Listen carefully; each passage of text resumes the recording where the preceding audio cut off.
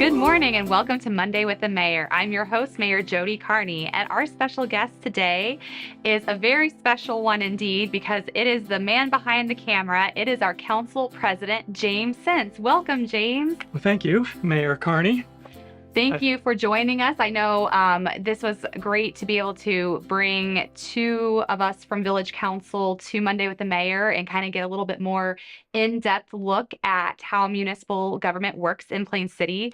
And you have something with you that you wanted to also kind of put me in the hot seat of talking about the role of mayor and council president, because it's a little bit, you're like the right-hand man in case the mayor steps down, or also, but you also take on a different role now that we have the Plain City Charter in place. Yeah. And so I'm going to turn it over to you a All little right. bit. So I don't know if you'll be able to see this in the camera, but this is the Plain City Charter. It's a charter for Plain City, Ohio. And this was officially adopted in March of 2021, I believe. And this was in preparation for Plain City becoming a city and moving from village into city status.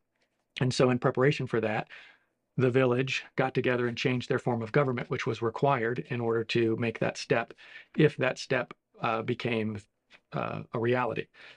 Part of that process, before we get there, but in this charter, if you go on the website, and there'll be links out in the description of this video podcast where you can go find the charter on the village website.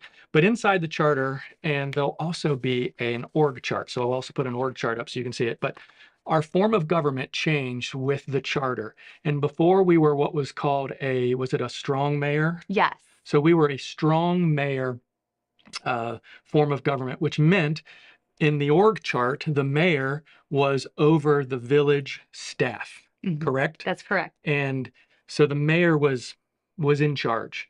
In this new form, we have what's called a weak mayor, and it's not a great term, but basically the council, the 6 members of council and the mayor sit next to each other on the org chart, and underneath council is the village administrator, and then underneath the village administrator is the village staff, and then underneath the mayor is nobody.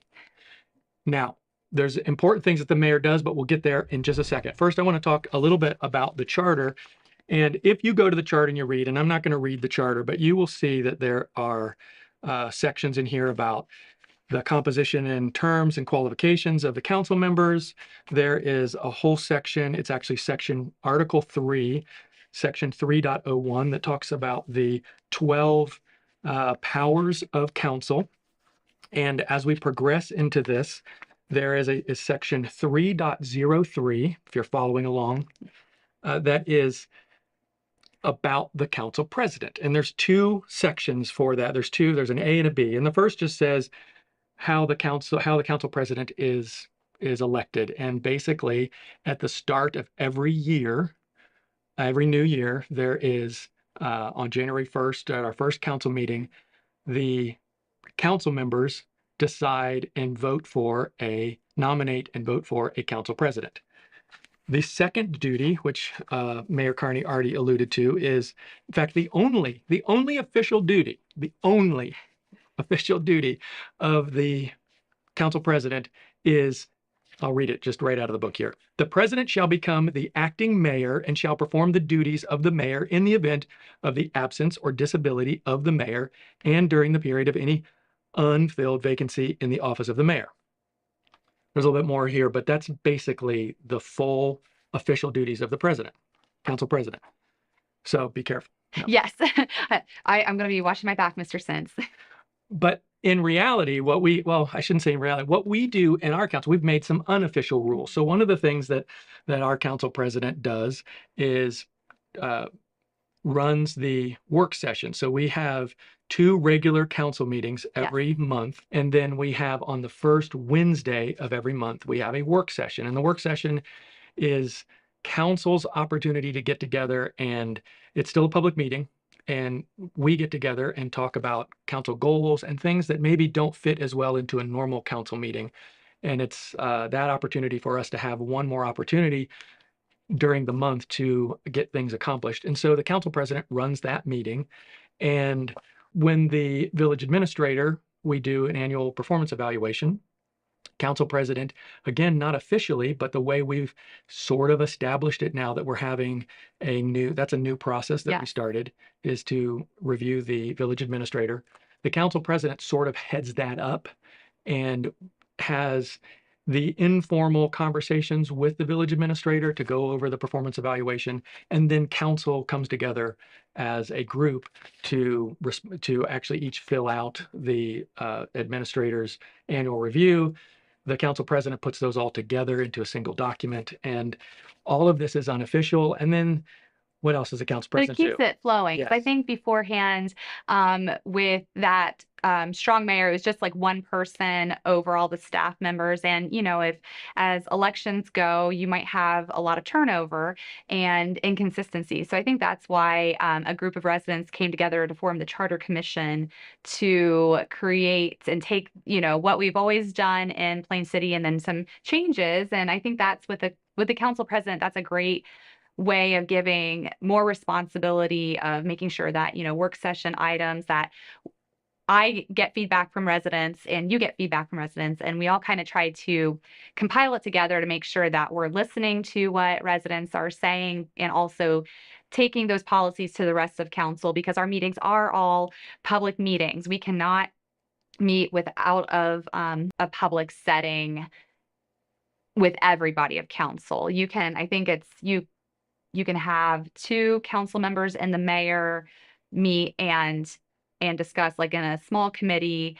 But if you get three council members and the mayor, because that's where how my role, it really hasn't changed. The mayor's always been the person who, if there is a tie in a vote, the mayor's always broken that tie. I have not had to, in my tenure as mayor, broken a tie yet. There's a possibility because we always all don't agree on how our policies should be enacted, and that's what makes it great of taking different personalities and putting together and trying to get items accomplished. Yeah.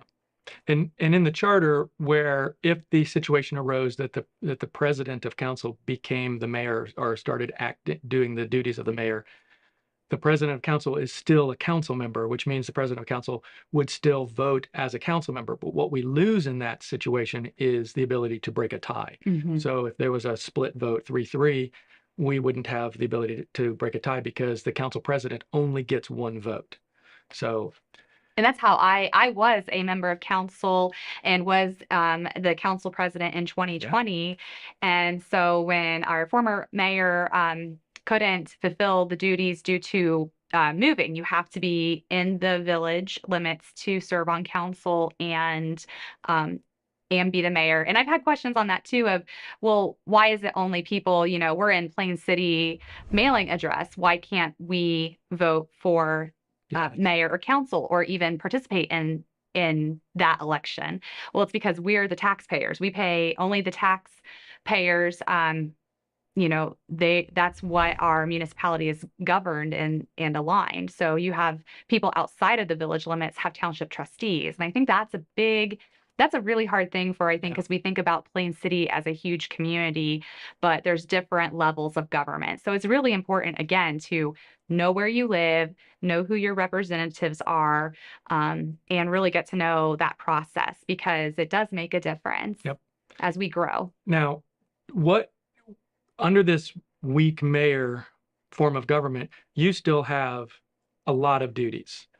And I know one of those is to seek out the members and respond to applications for the committees. So can you talk a little bit about that and what that process is? So I help to set the council agenda and I run the council meetings.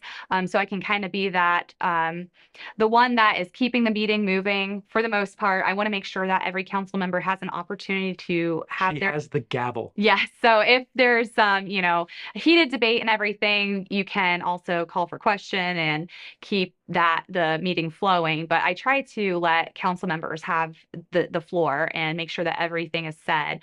So I run the meetings. I also fill our council committees or bring the candidates forward to council members to make sure that we're in alignment so that there's really no, nobody can say, well, she's just putting so and so on the committees and not bringing it to all of the residents and giving the opportunity. So I think that has been something that I really tried to make sure that one of our council goals from 2 years ago has been to make sure we have full and complete committees and part. And you don't just go out and pick people. You put out information like, hey, we've got these openings, and go to the website, download the application. So yes, you can go to the website and you can check all the boxes of any of the committees that you want to be a part of. If there's one that you feel that you have a real contribution to, like planning and zoning or parks and rec, there's so many different communications and marketing. If you have a background in that and feel really strong and passionate, you can upload that application and a resume, and then it comes to me and I vet those applications and pick the strongest one that I feel would be a good fit for our committees and bring back to the council members to vote on, officially vote on.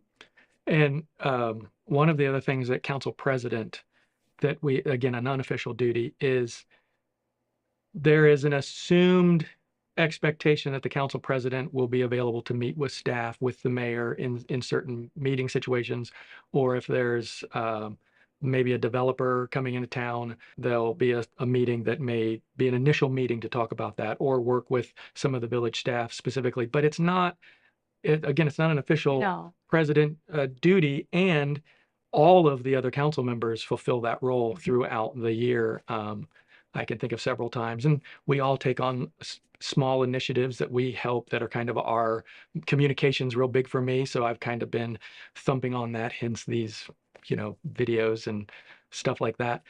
But every one of us has a passion and a skill set that we apply to that. And so the council president, again, is just part of the team that helps keep some of those things moving. And so, I mean, again, if you have any questions, comments, things that you would like to see from village council, or a little bit more in depth about the council mayor role, always feel free. Your email is plain-city.com, and mine's jcarney@plain-city.com as well. Again, you're always welcome to join us in person the second and fourth Monday of the month at 6:30 p.m. Or you can stream online on our YouTube channel and participate in the meetings that way. So until next time, thanks, Plain City. Thanks.